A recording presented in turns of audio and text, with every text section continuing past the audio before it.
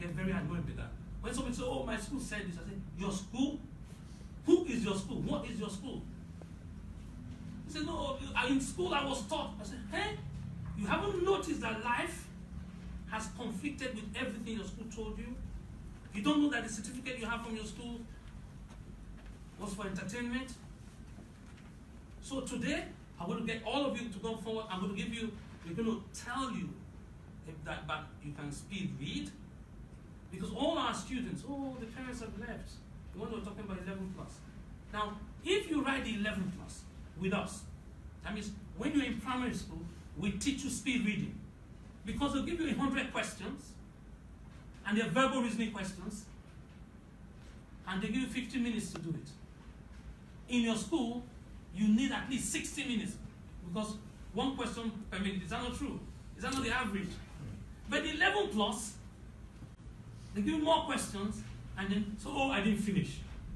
None of our students that go through it will say they didn't finish. Because we train you to speed read and answer the question in 30 seconds. So 100 questions, you have to finish it 30 seconds each, ahead of the time, and have time to revise it. So when they now go into secondary school, they read any passage that is given to them in school faster than anybody in their group. And they go under the chair and start playing. They say, have you finished? Say, yes, of course I finished. Say, no, you couldn't have finished. I'm a teacher. I'm on the second paragraph. And I give you 5 pages. You couldn't have. They say, okay, ask me things. Or ask them things in the last paragraph. One side. They say, this is a passage. Have you seen this before? No. How come you can read that fast? They say, no, we just go. No. Because the child has speed reading ability that the teacher doesn't have. So it's not whether or not you are old, it's not whether or not you're a professor, it's not whether or not you're a teacher. No, it's a skill. If you learn it, you can use it. If you haven't learned it, nobody can convince you to use it. So today, you're ready with the pastor, sir. I'm very delighted because he had to come all the way from Nottingham. Nottingham, which sounds like another country, right? Are you part of the EU or part of the... Okay. Still part. Sean and I go back years.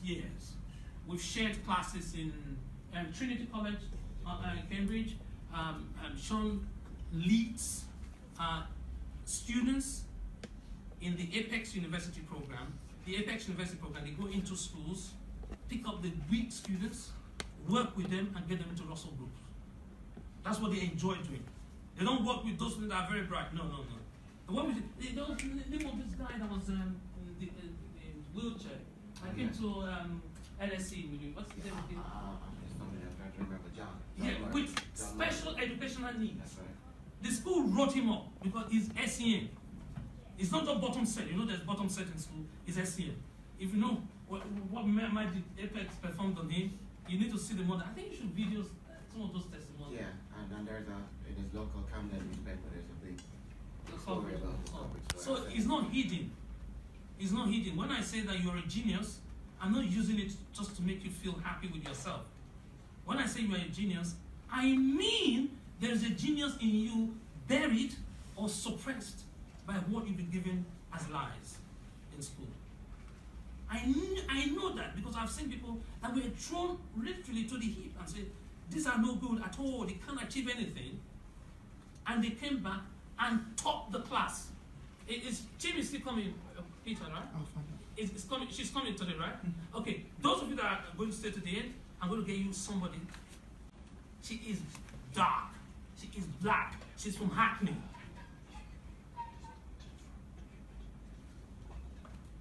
With the knowledge of year 9, she wrote the same paper as Etonians, and she's got more marks than all of them. She's the youngest person ever to pass GCSE German.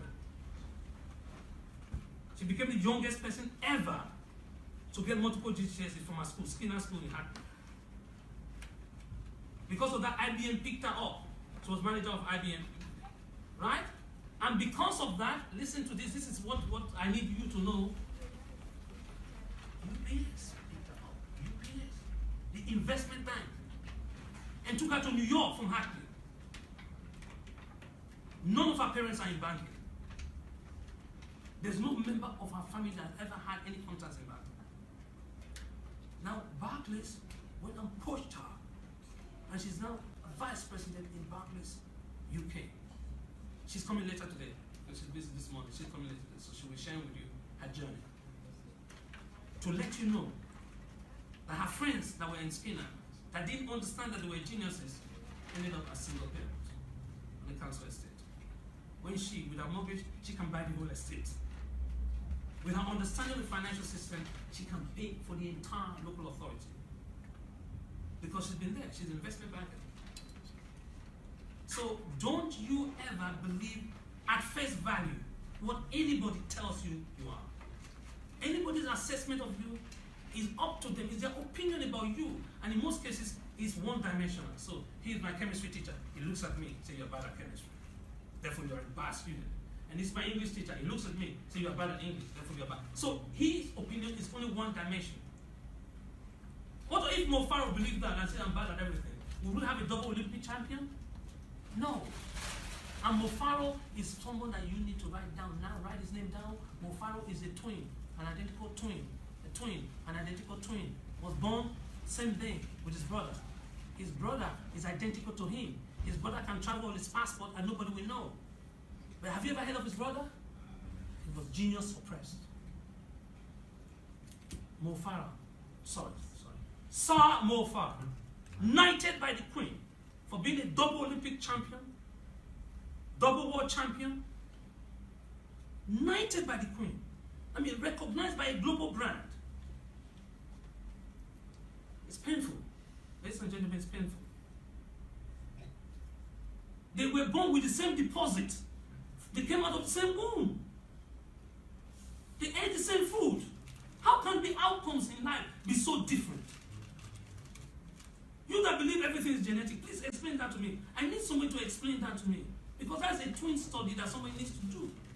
If environment does not matter, if training does not matter, how can Mo Farah be a great person and his identical twin brother cannot run to save his life? So I'm going to get Sean to show us. I always learn from him. I love learning from him. Show us really and demonstrate to us that your memory is not fixed. Some people say I was born with a bad memory. No, that's a lie. That's a lie. Lie. There are only two types of people. Those that have trained memory and those that have untrained memory. Those that have trained reading and those that have untrained reading. So if you're untrained, you just read Obama's book. You saw me, I asked you in the morning, you saw me reading Obama's book. It's over 400 pages. How long did it take me to read it?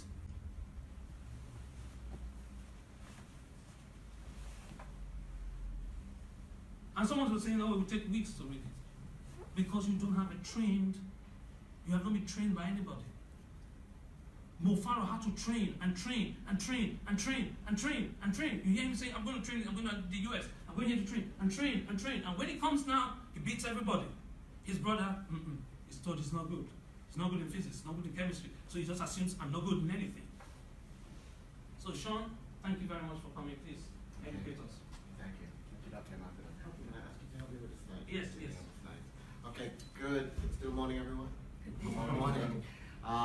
Thank you for coming. I'm really encouraged this morning because I see a wide cross-section of individuals here. I see parents. And I commend you in coming out this morning to support your sons and daughters. I just want to share something just to illustrate and elaborate a bit further on a point that Dr. Mafadon just made. People's personal impression of you, sometimes you can't allow that to shape your destiny. And I'll tell you why, in my case. I studied in America. I went to secondary school, finished my secondary education in America. Everyone here know Will Smith? Yeah? I went to the same high school that Will Smith went to in West Philadelphia. So when you see, when they say West Philadelphia, born and raised, in the French Prince of Bel-Air, that's actually the high school playground that we went to. It's called Overbrook High School. And I went off to university afterwards in America, one of the best business colleges in the East Coast of the United States of America. Now, my guidance counselor at Overbrook High School said to me initially, Sean, I do not think you are university material. She arrived at that conclusion because she didn't understand the British educational system. So where we do GCSEs, they don't do GCSEs in America. And she couldn't understand the difference and the fact that actually our high school or secondary educational system is actually higher on average, right, than the American educational system. I had to spend a whole day debating at 16 with the academic counselors at the school. And eventually they said, okay, we'll give you an entrance examination. When I did that, and they got my scores, they said, well, definitely, you are definitely at a higher rate. But had I just sat back and my parents didn't come in and challenge the school on what they were saying, they would have put me back actually a year in school. So I'm just saying that to say to you that parents don't ever underestimate the power that you have to advocate and be advocates for your children. All right, this morning I'm going to go for the next half an hour. So I'm just going to give you a taste and introduction to speed reading. And let me just first begin by saying this, that speed reading, you're going to hear me use this phrase throughout the course of this mini workshop, and it's called adult reading behavior, all right? And let me just ask, firstly, what sort of challenges, I want to get an idea of who's in the room, what sort of challenges do you guys face in terms of reading? Like, what do you currently read? What are the challenges that you currently face? And why do you read it? And what challenges do you face? Just randomly, what are you currently reading? I don't read. You don't read? No. Okay, all right. But we have dyslexia, so we have never read a book in my life. You know what? You'll be my best. You'll be my best substitute. Yeah, my best student. Yes. I'm guaranteeing you this. When you come to the course, Yes. when you come to, are you both? Did you say you're? Even I have dyslexia, so we Okay. father. I'm going to say this to both of you. If both of you come to the course next year and we deliver it, to mark my word, by the time I'm finished with you, by 4 o'clock on the day, you'll have either double or triple, maybe even quadruple your reading speed. I'm guaranteeing you that. Absolutely. I'm guaranteeing you that if you come to the course next, right? Because on average, everyone that comes to the course, at a bare minimum, they double their existing reading speed. Even if you have dyslexia. In fact, Because you have dyslexia. In fact, because you have dyslexia. that's right. One of my best testimonials is from a managing director of his own company who came in, who was dyslexic, and he was in tears by lunchtime because he said, I never thought I'd be able to read like this. Right? He always had to have his PA, etc., check stuff, read stuff, because he always had challenges. Right? And you guys being dyslexic, you see, I understand, you see things a bit differently. Right? But by the time I was finished with him, he was the second fastest reader in the group. He was the slowest, right? Because we had to benchmark him at the beginning. By the end of the course, he was the second fastest reader. And he's he's managing director for his own company, right? And he gives glowing testimonials about the speed reading program. So let me just move on. Anybody else? What are you currently reading? Overwhelming, not all at once. What? Finance books. Finance books, okay. And so you're reading finance. Why are you reading finance books? Because I work in finance and it's incredibly boring. Okay. And what challenges do you currently face? I read the bits I'm interested in very fast, and the Yeah. bits I'm not interested in, I fall asleep. Okay, I hear that. Anyone else? What, Gary some- Vaynerchuk. Go on. Gary Vaynerchuk. Crushing it. Crushing it. Okay, so you're currently reading that. Why are you reading it? Because there's so many little nuggets that's very important. He's quite a successful man. Yeah, okay. And the challenges? Challenges, I do Audible. Oh, you do Finding Audible. time. Okay, Finding all right. Okay, all right. Sorry, Mom, if you... Yeah, I'm reading anything which is being written by somebody that's not a professional author, because I'm trying to write a book and I'm trying to get inspiration how to structure things and possibly publish. Okay, fantastic. So we have anyone else? Okay, we have a wide cross-section of individuals here. You read for different reasons, right? You all experience unique challenges, maybe except for an Audible, but you all experience unique challenges, right? All of those challenges, if you attend the full course, you will overcome them by the end of the day. I'm guaranteeing you, you will have overcome those challenges, all right? So today, the objective this morning, just real briefly, just introduce the skills, sort of mental attitude you need to have.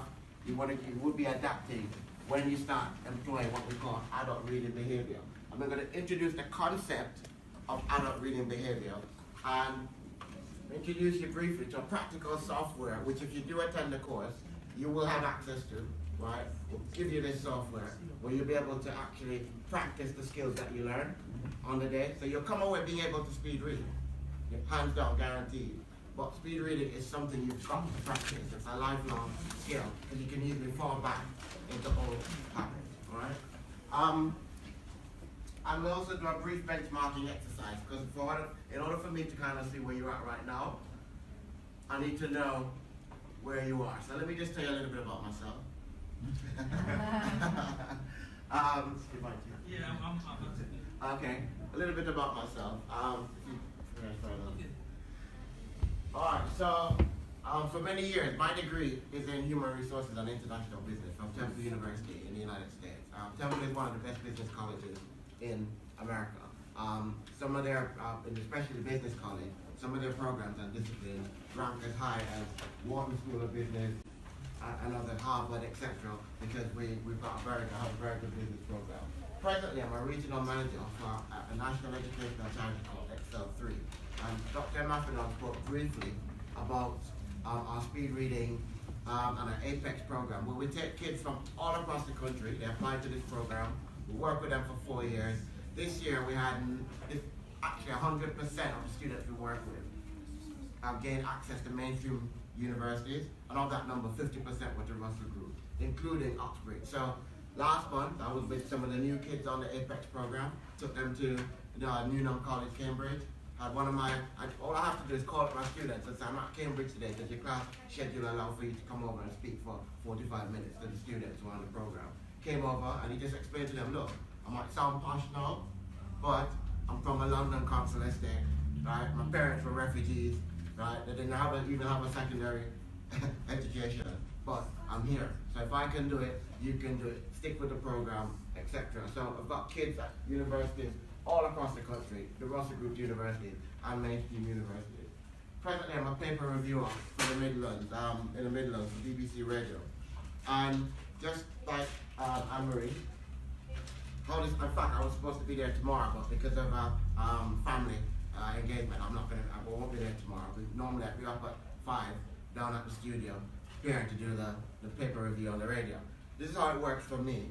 When you go into the studio, you come in about an hour before the program, and when you go in, all the papers are there, right? Because it's on a religious show. So they have like all the broadsheets, and plus the Jewish Chronicle, the Catholic Universe, all the major newspapers. And all they say to you is, Mr. Deere, would you like a cup of tea? And they leave you in the green room, and that's it.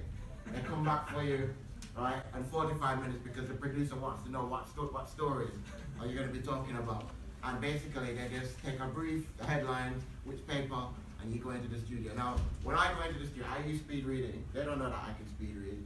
I have all the papers there before me, and I select the stories that I want to. I do my own little summaries. I only go in with a small sheet of paper. The other reviewers, if you listen to them sometimes when they do it, you can hear them rustling through the papers, because they come in with all the papers. I don't do that. I just go in with a one sheet of paper. I've got my notes on. Prompts, little prompt statements, transitional phrases. I go in and I do my review. And one day, the host for the program, I'll show you a picture of me with the people at the BBC. She said to me, "You're like, because I had to come in on short notice." She said, "You're a super reviewer. What's going on, right?" And I said, I let it slip. I said, "Well, actually, I can speed read." "You can speed read. Tell me more about that." She wanted to know everything about the course. And when I came out, the people who were waiting in the green room were like, "Can we get on the course?" I'll tell us about it, because the way I was able to capture all the information and the salient facts and just present, it always surprises them. So they always call me. If someone can't make it, "Sean, can you come in?" And if I can, I will. But speed reading helps in that respect. I'm a former board member for one of the largest minority housing associations. Well, it is the largest minority housing association in Britain. It's called Tum Tum, based in Nottingham. In fact, they celebrated the 30th anniversary last year. I used to chair the HR subcommittee. I was on the audit and risk committee. I sat on meetings where we talk about loans for huge housing developments, right? So I'll just say this. Speed reading, there's like a rule of thumb, which I'll go over in a minute when you're using it. But when we're getting like a £10 million loan from Lloyds Bank, right, to do a development, I speed read through certain parts of it, but there's certain parts of it, obviously, if it's very important because the decision that we make would impact upon the future of hundreds of individuals and families.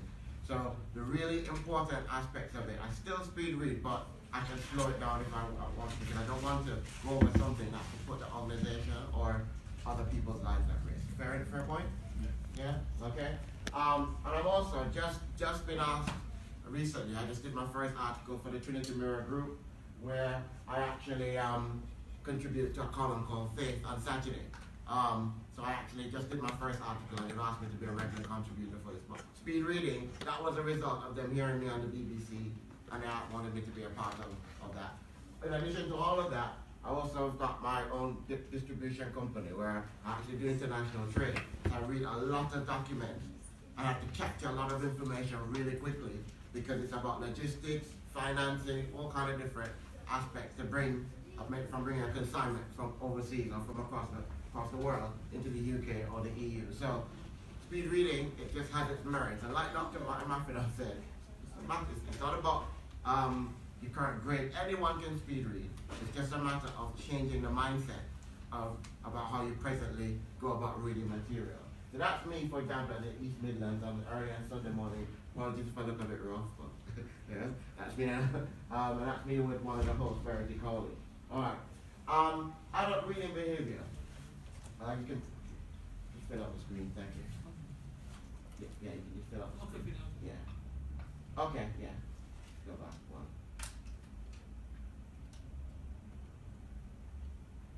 one. Okay. Adult reading behavior. How many of you would agree that whilst our comprehension has become better, right? Like for example, do you remember your reception teacher? What did you say? Do you remember your reception teacher who taught you in reception? Your Who first taught you when you were teacher? 6 years old or 5 years old? No, I don't Do you remember. remember her name? Do you, sir? Yes. You remember her name? Mrs. Russell. Mrs. Russell. What about you? No? No? Well, Mrs. Russell meant really, really well, right, when she was teaching you, right? She meant really, really well. But the thing about it is, for a lot of us, our comprehension has expanded, so we understand, the meanings of different words and more complex words, for example, than when we were younger.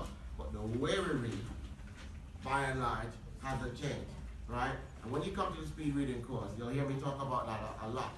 Adult reading behavior, what it is, it's a more mature approach to reading, right? So what I always say to the participants, and I'll say to you, is this: you have to drop the juvenile delinquent reading behavior. We're going to drop those childlike reading behaviors, and we're going to read in a different fashion, a more mature approach to reading. You feel that? Alright? The adult reading behavior is more concerned with your acquiring stamina, confidence, if you keep going, and speed credit. Alright? Okay, keep going. Okay, keep going past that. Okay, so just some points about speed reading. Keep going, fill out the screen. Yeah. What is a speed credit? So meaning where you can read at a very fast rate while still maintaining comprehension. Okay? Alright? So speed reading is a lifelong skill. It requires constant practice. Right? That's why you'll get access to the software when you come to the course. It doesn't mean seeing every word, because you don't have to see every word, and I'll explain that. And it's more concerned with you getting the gist while still maintaining comprehension. Keep filling up the screen. So it's skimming, but picking up on main points. So keep going. So the methodology and how you approach reading tasks is essential. Alright? Now what we're going to do is a taster in the next few minutes, but when you come to the course, you'll get the full gamut. Fair enough? Fair enough, everyone? Yeah. Okay? Alright. We're going to keep going. Alright, so what I'd like you to do, I think there should be some handouts here. Yes. If you register as a VIP, this electronic copy will also be given to you. Okay. I want everybody here, I don't care who you are, even if they say you're dyslexic, you're dyscalcular, you're autistic, I want you to participate in this exercise. Because you have to do, remember? I hate people that lecture. Don't start doing anything yet until I tell you to, once you have your little pamphlet. Who hasn't got? Some of you have to spell. GCSE. this far. It's a good thing you've watched the video this far. It shows how much you're interested in investing in your future. And we're pleased that we're partners with you in this journey of success. It's guaranteed success. So now that you've heard that video, you watched the segment of the video, you need to take action. You can't just go to the next section. No, you must not. You have to email us. Email us what? 3 new things you learned from the last segment. 3. 1, 2, 3, 3. Just list it. 1, 2, 3. Bullet points. Then you go on and write 5 different lessons you gained. Lessons you gained. So you write it, number 1, and then you write a little paragraph. And then number 2, then you don't worry about your expression. Don't worry about your English. We are not interested in your linguistic ability. We are interested in the foundations of changing your life. So you write 5 points, and then you explain 1, 2, 3, or 5. And then the last part of this assignment is the implementation bit. You now write 2 things you're going to do differently based on the information you have. So how are you going to impact your current habit? How are you going to develop brand new habits? Because you've heard me explain this before. People get information. That's you store it in your brain. People get inspiration. It gets into their hand. They're ready to go. Then they have to have instruction. This is where most people fail. Once you have instruction, then you have implementation before you have impact. I know you can't find that anywhere. You can't get it to read anywhere. This is a product of years of our own research, and the various students we work with are now captains of industry. So I want you to do that. I repeat, thanks for working through the video. Now prove to me that you've heard what was in that video by writing 3 things you knew. 3 things you just learned up now, right? 3 things you discovered, or 3 things, 1, 2, 3. And after writing the 3 things, you know what you need to do? You need to write 5 different lessons learned, gained. 5, number 1, number 2, number 3. Number 1, then you write a little paragraph. Number 2, you write a little paragraph. Number 3, you write a little paragraph. Until you get to the 5th one. Once you've done the 5th, you now turn the page over. Or go to the next page if you use the Word document. Alright? 2 things you are going to do differently. So 2 things you would do with your life. 2 things you would do with your work, with your thinking. Better go back and watch the video if you can. 2 things, action points. You must put the action points so that you do it differently. And then email all of this to us. I've told you before, we are here to partner with you. Just email it to the email on the scroll now. Email it to us. Email it to us, and we will hold your hands and we will guide you to be able to support you. I thank you for investing so much in your development. Thank you for inviting us to partner with you in getting to that journey. On this journey of success, and making sure we get to our destination that is guaranteed success. So thank you. Continue watching, and keep being in touch, because we're here for you, and we're here to help, support, and encourage you.